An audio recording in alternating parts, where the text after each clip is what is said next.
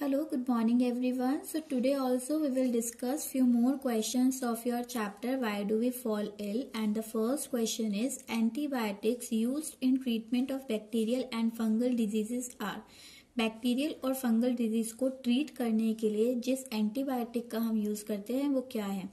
तो यहाँ से पहला क्वेश्चन तो आपका बनता है कि एंटीबायोटिक, पहली एंटीबायोटिक थी कौन सी। तो पहली एंटीबायोटिक जो एक्सट्रैक्ट की गई दैट इज पेनिसिलिन। ओके, और ये आपका एक्सट्रैक्ट किससे की, पेनिसिलियम नोटेटम से जो कि आपका क्या है, जो कि एक फंगस है, एक मोल्ड है। फंगस ये आपको ऑप्शन में मिलेगा मोल्ड, ठीक है।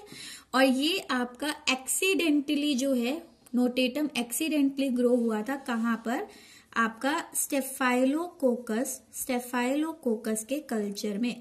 तो यहाँ पर अलेक्जेंडर फ्लेमिंग जो है वो एक एक्सपेरिमेंट कंडक्ट कर रहे थे स्टेफाइलोकोकस बैक्टीरिया पर, और इसी बैक्टीरिया की कल्चर प्लेट में एक और फंगस ग्रो कर गई एक्सीडेंटली, पेनिसिलियम नोटेटम। उन्होंने ऑब्जर्व किया कि जहां पर पेनिसिलियम नोटेटम था उसके आसपास स्टेफाइलोकोकस ग्रो नहीं कर पाया। देन उन्होंने वहां पर रीजन फाइंड आउट किया, तो उन्हें रीजन क्या मिला कि इस पेनिसिलियम नोटेटम के अंदर एक प्रोडक्ट बनता है जिसे पेनिसिलिन कहते हैं, और ये पेनिसिलिन जो है ये इस बैक्टीरिया को किल करने के लिए यूज हो रहा है। तो अगर हम एंटीबायोटिक देखें तो एंटीबायोटिक है क्या, ये आपके लिविंग ऑर्गेनिज्म से ही बने हुए कुछ प्रोडक्ट है जो दूसरे लिविंग ऑर्गेनिज्म को किल करने के लिए यूज किए जा रहे हैं। सो यहाँ पर देखते हैं हमारा राइट ऑप्शन क्या है। इन्होंने पहला ऑप्शन दिया कि एंटीबायोटिक्स आपका बैक्टीरिया का नेम है, यूजफुल बैक्टीरिया का नेम, तो गलत है। ये टॉक्सिन प्रोड्यूस्ड बाय बैक्टीरिया है, ये टॉक्सिन भी नहीं होते हैं। These are the drugs manufactured to kill viruses को किल करने के लिए आपके ड्रग्स बनाए गए हैं, या product of metabolism in some bacteria. तो आपका राइट ऑप्शन डी होगा कि यहाँ पर क्या है, कुछ बैक्टीरिया या फंगस का प्रोडक्ट होता है, यानी उनकी बॉडी में आपके कुछ कंपाउंड बनते हैं, और यही कंपाउंड दूसरे बैक्टीरिया या फिर आपके फंगस को किल करने का काम करते हैं। मोस्टली एंटीबायोटिक्स आपका बैक्टीरिया को किल करने के लिए यूज की जाती है। तो यहाँ राइट ऑप्शन क्या होगा, right option is D option. Now moving to the next question, after vaccination the body builds up. Vaccination के बाद हमारी बॉडी क्या बनाती है, ऑप्शन देखते हैं। हमारी बॉडी एंटीबॉडीज बनाती है, पैथोजेंस बनाती है, वीकनेस यानी बॉडी वीक हो जाती है, या टॉक्सिन प्रोड्यूस करती है। तो जब वैक्सीनेशन में हम क्या देते हैं, वैक्सीन देते हैं, और वैक्सीन आपके क्या होते हैं, ये डेड या वीक पैथोजन होते हैं, यानी कि एक तरह के माइक्रोब ही है। माइक्रोब ही मैं अपनी बॉडी में इंजेक्ट करा रही हूँ, और जब ये माइक्रोब इंजेक्ट किए जाते हैं तो मेरी बॉडी में डेवलप होता है इम्यून सिस्टम। अब यहाँ पर इम्यून सिस्टम से रिलेटेड आपकी टर्म क्या है कि यहाँ पर पैथोजन इंट्रोड्यूस होने के बाद मेरी बॉडी के जो WBCs है वो कुछ प्रोटीन बनाते हैं जिनको हम एंटीबॉडीज कहते हैं, और ये एंटीबॉडीज इन पैथोजन को, जिसे मैं एंटीजन भी बोल सकती हूँ, इन एंटीजन को किल करने का काम करते हैं। तो मेरी बॉडी में क्या प्रोड्यूस होगा बच्चा, एंटीबॉडीज, जो कि इन पैथोजन या एंटीजन को क्या करेंगे, किल करेंगे। So this antibody is a part of your immune system. Now the next question, providing living conditions that are not crowded can help to prevent. अगर हम ऐसी लिविंग कंडीशन प्रोवाइड करें जहां पर क्राउडेड, भीड़ भाड़ ना हो, तो किस तरह के डिजीजेस को स्प्रेड होने से बचाया जा सकता है। तो मैंने आपसे कहा था अगर क्राउडेड एरिया है तो वहां पर आपका एयरबॉर्न डिजीज स्प्रेड होने के ज्यादा चांसेस होते हैं, कि भीड़ है, वहां पर किसी ने स्नीज कर दिया, कफ कर दिया, तो इन्फेक्टेड पर्सन से पैथोजन हेल्दी पर्सन में ट्रांसफर हो सकता है। तो यहाँ पर क्राउडेड प्लेस में एयरबॉर्न डिजीज होने के चांसेस आपके प्रिवेंट किए जा सकते हैं, ठीक है। तो राइट ऑप्शन। इसके अलावा वाटर बॉर्न डिजीज है, वेक्टर बॉर्न डिजीज है, सेक्सुअली ट्रांसमिटेड डिजीज है। तो इन डिजीजेस का लिंक क्राउडनेस से नहीं है। अगर भीड़ भाड़ वाला इलाका है तो वाटर अगर कोई पी रहा है तो भीड़ भाड़ इलाके से उससे कोई फर्क नहीं पड़ रहा है।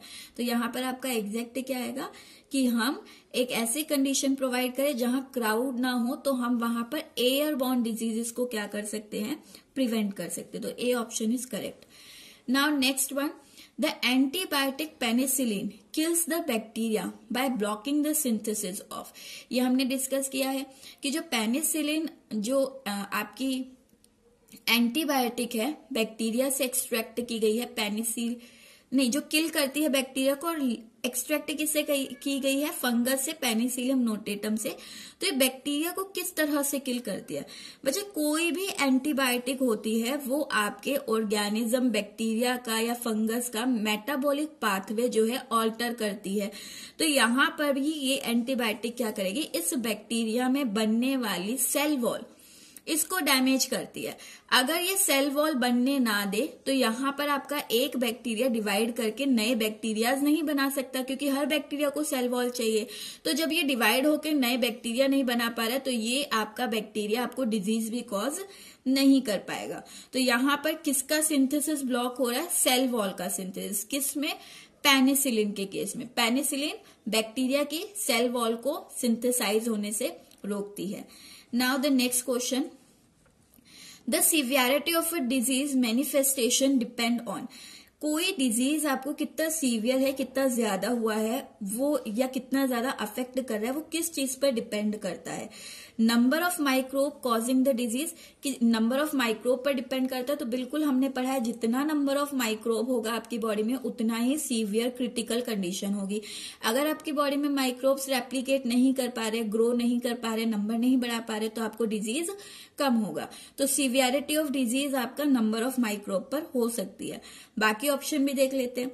सीवियरिटी डिजीज की न्यूट्रिशन वी हैव, कि हम में ज्यादा न्यूट्रिशन है तो हम में ज्यादा डिजीज होंगे, बिल्कुल गलत, ऐसा कुछ नहीं है। ऑर्गन अफेक्टेड, कि हमारे ज्यादा ऑर्गन अफेक्टेड है तो हमें ज्यादा डिजीज है, ऐसा भी नहीं है।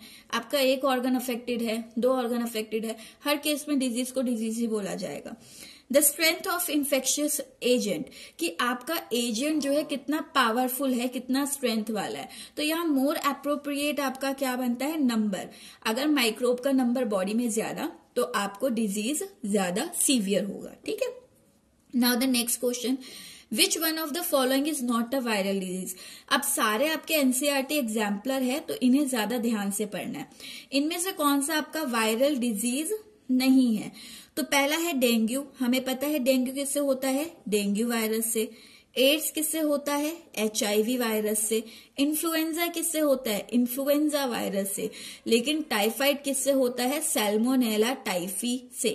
सो यहाँ पर आपका typhoid, this is a bacterial disease, ये बैक्टीरियल डिजीज है, बाकी आपके सारे क्या हैं, वायरल है। Now the next one, which one of the following is not a bacterial disease. अब आपको देखना है कि इनमें से बैक्टीरियल कौन सा नहीं है। तो कॉलेरा विब्रियो कॉलेरिया से होता है, बैक्टीरियल है। ट्यूबरक्लोसिस माइकोबैक्टीरियम से होता है, बैक्टीरियल है। एंथ्रेक्स, एंथ्रेक्स आपका बैसिलस एंथ्रेक्सिस से होगा तो ये भी बैक्टीरियल है। और इन्फ्लुएंजा, अभी हमने बात की, इन्फ्लुएंजा वायरस से होता है। So this one is your viral disease. ठीक है, तो आपको odd one out find out करना है, तो this is your viral disease. Now the next question, which one of the following disease is not transmitted by mosquito? इनमें से कौन सा आपका मॉस्क्यूटो से ट्रांसमिट नहीं होता है? पहली चीज है ब्रेन फीवर। ब्रेन फीवर को हम जैपनीज एन्सेफेलिटस वायरस कोज करता है और इसे हम जैपनीज एन्सेफेलिटस बोलते हैं। एंड ये आपका यहाँ पर वेक्टर यानी कि ये वायरस आपकी बॉडी तक आएगा कैसे, तो बिल्कुल मॉस्क्यूटो बाइट से आता है। ठीक है। मलेरिया, मलेरिया को कोज करता है कौन, प्लाज्मोडियम, प्लाज्मोडियम। और ये क्या है, एक प्रोटोजोआ, लेकिन ये आपकी बॉडी तक एक वेक्टर के थ्रू आता है। और वेक्टर यहाँ पर कौन सा होगा, यहाँ पर भी मॉस्क्यूटो। डेंगू किससे हो रहा है, डेंगू वायरस से। ठीक है। और ये आपकी बॉडी में कैसे आता है, डेंगू भी आपका आता है किससे, मॉस्क्यूटो बाइट से। टाइफाइड, टाइफाइड आपका जो है कंटामिनेटेड फूड वाटर से आता है। सो ये आपका मॉस्क्यूटो से स्प्रेड नहीं हो रहा है। कॉजल ऑर्गेनिज्म हम मल्टीपल टाइम्स कर चुके हैं, सैल्मोनेला टाइफी है। Now the next one, which one of the following disease is not cause by bacteria. इनमें से कौन सा डिजीज आपका बैक्टीरिया कॉज नहीं करता है? ट्यूबरक्लोसिस बैक्टीरियल है, टाइफाइड बैक्टीरियल है, एंथ्रेक्स बैक्टीरियल है। मलेरिया आपका बैक्टीरियल नहीं है, ये क्या है, प्रोटोजोआ है। सो राइट ऑप्शन आपका क्या हो जाएगा, malaria.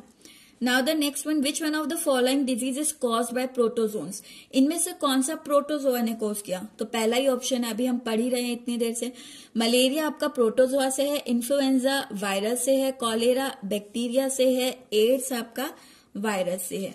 Next one, which one of the following has a long term effect on the body of an individual, इनमें से किसका इफेक्ट जो है लॉन्ग टर्म के लिए होगा, यानी ज्यादा टाइम के लिए? तो यहां पर देखिए कॉमन कोल्ड आपका विद इन वीक आपका करेक्ट हो जाता है। स्ट्रेस अगर हम देखें, स्ट्रेस आपका ज्यादा टाइम हो सकता है, एक बार इसे स्किप कर देते हैं।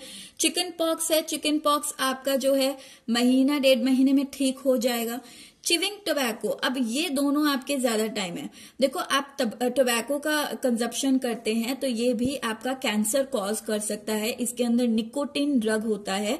तो यहां पर अगर हम देखें, एक है स्ट्रेस और दूसरा रीजन है आपका कैंसर का, तो इन दोनों में अगर कंपेयर किया जाए तो कैंसर आपका जो है ज्यादा लॉन्ग टाइम के लिए है, स्ट्रेस आपका थोड़े टाइम के लिए होता है, और अगर थोड़ा ज्यादा टाइम के लिए तो डिप्रेशन हम कह देते हैं, लेकिन डिप्रेशन का ट्रीटमेंट हम कर सकते हैं, बट दोनों में कंपेयर करें तो कैंसर आपका लॉन्ग टाइम होगा। So right option is chewing tobacco, इसका इफेक्ट ज्यादा टाइम तक होगा और ये आपका कैंसर कॉज कर सकता है, ओरल कैंसर जिसे हम माउथ कैंसर भी कहते हैं। Now the next one, which of the following can make you ill if you come in contact with a infected person, अगर आप किसी इन्फेक्टेड पर्सन के कांटेक्ट में आते हो तो इनमें से कौन सा आपको जो है डिजीज कॉज कर सकता है, ठीक है। सो चलिए देखते हैं। हाई ब्लड प्रेशर, अगर मेरा ब्लड प्रेशर हाई है, कोई मेरे कांटेक्ट में आ रहा है तो उसका ब्लड प्रेशर हाई हो, ऐसा नहीं हो सकता, क्योंकि ये क्या है, एक इंटरनल फैक्टर। आपकी बॉडी का ब्लड प्रेशर अप ज्यादा होना ये बाहर एक्सटर्नल फैक्टर पे डिपेंड नहीं करता, ये आपका इंटरनल फैक्टर है। Then genetic abnormality, again genetic abnormality जो है वो भी आपका इंटरनल फैक्टर होती है। स्नीजिंग, अगर मैं छींकूं तो बिल्कुल, अगर मैं डिजीज हूं तो स्नीजिंग से जो माइक्रोब है वो एक हेल्दी पर्सन के कांटेक्ट में जा सकते हैं, तो इसे मैं रख लेती हूँ एक बार साइड में।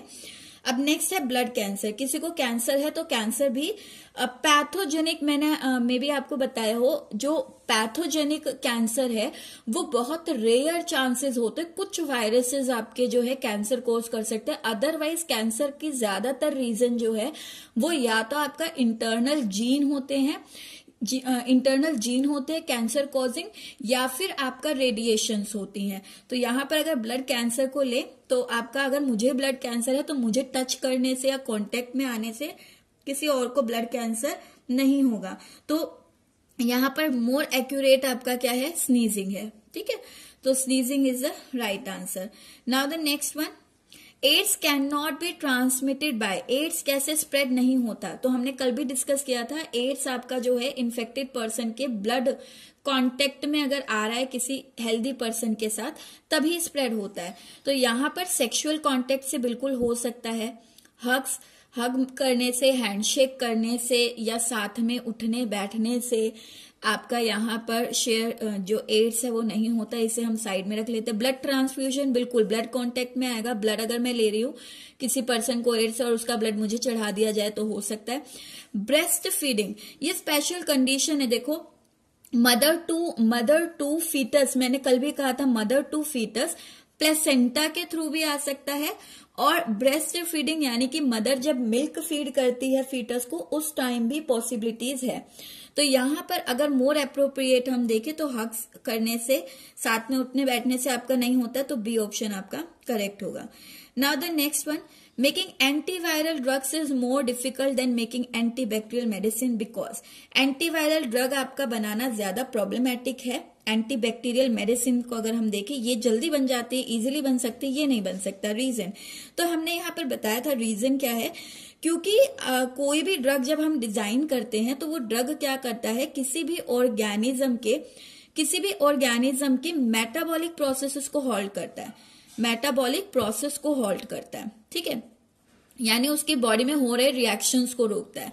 लेकिन अगर मैं वायरस की बात करूं, वायरस तो सेल्यूलर ही नहीं है, ये इसे तो हम लिविंग ऑर्गेनिज्म ही नहीं मानते। जब ये लिविंग ऑर्गेनिज्म नहीं है तो इसके अंदर मेटाबॉलिक रिएक्शंस भी नहीं हो रहे होंगे, और मेटाबॉलिक रिएक्शंस ही नहीं हो रहे तो मैं इसे ब्लॉक कैसे कर सकती हूँ। तो यहाँ पर आपका वायरल के लिए ड्रग बनाना इसलिए प्रॉब्लमेटिक है क्योंकि वायरस खुद का कोई बायोकेमिकल मैकेनिज्म या मेटाबॉलिक प्रोसेस यूज ही नहीं करता है, उसकी खुद की नहीं होती है, वो अपने होस्ट सेल की मेटाबॉलिक प्रोसेसेस को यूज करता है। तो ऑप्शन देख लेते बच्चा, virus make use of host machinery. ये बात बिल्कुल सही है कि वो होस्ट की मशीनरी को यूज करता है। Virus are on the border of living and non living, ये बात भी ठीक है कि वायरस आपके जो है लिविंग और नॉन लिविंग दोनों में ही कंसिडर नहीं किए जा रहे, बॉर्डर पर है। देन नेक्स्ट है वायरस है very few biochemical mechanism of their own, कि उनके पास खुद के बायोकेमिकल मैकेनिज्म यानी मेटाबॉलिक प्रोसेसेस जो है खुद की वो बहुत ही कम होती है, रेयर होती हैं, ये भी बात सही है। और वायरसेस हैव प्रोटीन कोट, ये भी बात सही है, उनका प्रोटीन कोट होता है। तो यहाँ पर बात आपकी सारी सही है, लेकिन रीजन कि हम ड्रग डिजाइन क्यों नहीं कर पा रहे, तो इन सभी में आपका मोस्ट अप्रोप्रिएट रीजन है सी। तो आपको देखो इस क्वेश्चन में वायरस के रिगार्डिंग बहुत सारी बातें सीखने को मिली, क्योंकि ये सारी बातें वायरस के लिए सही है, ठीक है। तो आप सारे पॉइंट्स याद कर सकते हो, लेकिन ड्रग ना डिजाइन करने का रीजन है कि इसके बॉडी में खुद की रिएक्शंस नहीं होती, ये होस्ट की सेल की जो रिएक्शंस है उनको हाईजैक कर अपने नए वायरस पार्टिकल फॉर्म कराता है। Now the next one, which one of the following cause काला अजर। इनमें से काला अजर आपका ब्लैक फीवर भी जैसे हम कहते हैं, काला अजर को ब्लैक फीवर कहा जाता है, वो कौन कॉज कर रहा है। आपका ऑप्शंस है एस्कैरिस, एस्कैरिस तो बच्चा आपका कॉज करता है एस्कैरिएसिस, एस्कैरिएसिस, ठीक है, और ये आपके स्मॉल इंटेस्टाइन को अफेक्ट करेगा। नेक्स्ट है ट्रिपैनोसोमा, ट्रिपैनोसोमा कॉज करता है स्लीपिंग सिकनेस और ये आपके सेंट्रल नर्वस सिस्टम को अफेक्ट करेगा। बैक्टीरिया, अलग अलग बैक्टीरिया हैं, अलग अलग डिजीज कॉज करते हैं, तो यहाँ पर्टिकुलर नहीं दे रखा है तो हम इसे नेग्लेक्ट कर देते हैं। लेशमैनिया, काला अजर कॉज करने का रीजन होता है आपका लेशमैनिया, तो यहाँ राइट ऑप्शन क्या आ जाएगा, C. Now next one, if you live in a overcrowded and poor ventilated house, it is possible that you may suffer from which of the following disease। अगर आप एक ओवरक्राउडेड भीड़ भाड़ वाले घर में और पुअरली वेंटिलेटेड यानी कि वहां पर हवा, प्योरीफाइड हवा नहीं आ रही है, उसमें आप रह रहे हो, तो वहां पर किस तरह का डिजीज आपके होने की संभावनाएं हैं। सिंपल सी बात है, हवा वेंटिलेट नहीं हो रही है, प्योर हवा नहीं आ रही है और बहुत ज्यादा क्राउडेड है, तो एयर से रिलेटेड डिजीज ही वहां ज्यादा हो सकते हैं। यहाँ देख लेते हैं कैंसर, अभी हमने बात की बच्चा, कैंसर किसी के साथ रहने से नहीं होता है, इंटरनल फैक्टर ज्यादा रिस्पॉन्सिबल होते हैं। एड्स भी साथ रहने से नहीं होता है, ब्लड कॉन्टेक्ट में आना चाहिए। एयरबॉर्न डिजीज हो सकता है। कॉलेरा, कॉलेरा आपका कंटामिनेटेड फूड वाटर से है, तो यहां पर हम क्या लेंगे, एयरबॉर्न डिजीज होने के आपके ज्यादा चांसेस है। Now the next one, which disease is not transmitted by mosquito, इनमें से कौन सा मॉस्क्यूटो से नहीं हुआ, तो अभी हम कर चुके हैं।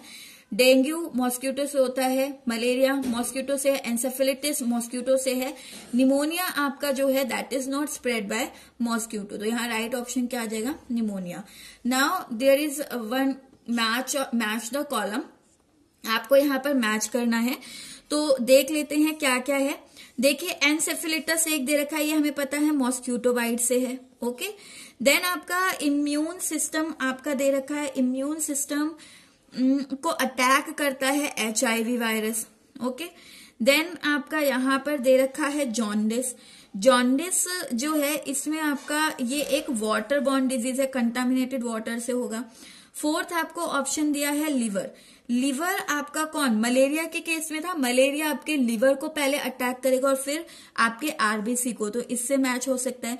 इम्यूनाइजेशन, अब दो ऑप्शन बचे आपके, पेनिसिलिन और इन्फेक्शियस डिजीज, तो बच्चा पेनिसिलिन तो एक एंटीबायोटिक है यानी बैक्टीरिया को किल करेगी, ठीक है, बैक्टीरिया को किल करेगी, लेकिन जब इन्फेक्शियस डिजीज आपकी बॉडी के कांटेक्ट में आते हैं तो उस टाइम पर आपका इम्यून सिस्टम एक्टिवेट होता है, और इम्यून सिस्टम को एक्टिवेट करना ही क्या कहलाता है, इम्यूनाइजेशन कहलाता है। सो हम यहाँ पर पेनिसिलिन को अपना कर किसे लेंगे, इन्फेक्शियस डिजीज को लेंगे। नाउ यहाँ पर कुछ वन वर्ड क्वेश्चंस भी हैं आपके। Sleeping sickness is caused by, अभी हमने पढ़ा है कौन कॉज करेगा, Trypanosoma. Pneumonia is spread by the airborne, pneumonia airborne किससे, एयरबॉर्न ड्रॉपलेट्स जो होते हैं निमोनिया में, कॉमन कोल्ड में ड्रॉपलेट्स स्नीजिंग से आपका यहाँ पर स्प्रेड होता है। Liver is damage by the virus in the case, liver आपका डैमेज होता है, वायरस आपका लिवर को डैमेज कर रहा है। देखो आपका मलेरिया होता है ना, मलेरिया लिवर को आपका प्रोटोजोआ लिवर को डैमेज कर रहा है। तो प्रोटोजोआ लिवर को डैमेज कर रहा है तो हम वहां पर क्या नाम लेते हैं कि मलेरिया हुआ है और प्लाज्मोडियम प्रोटोजोआ कर रहा है। बट यहाँ पर लिवर आपसे पूछ रहा है वो केस जहां लिवर डैमेज कोई वायरस कर रहा हो, तो उस केस को हम लेंगे जॉन्डिस में आपका जो वायरस है वो आपके लिवर को क्या करता है, damage. So we have discussed up to question 36 today. Now in the next video we will take few more questions. Thank you.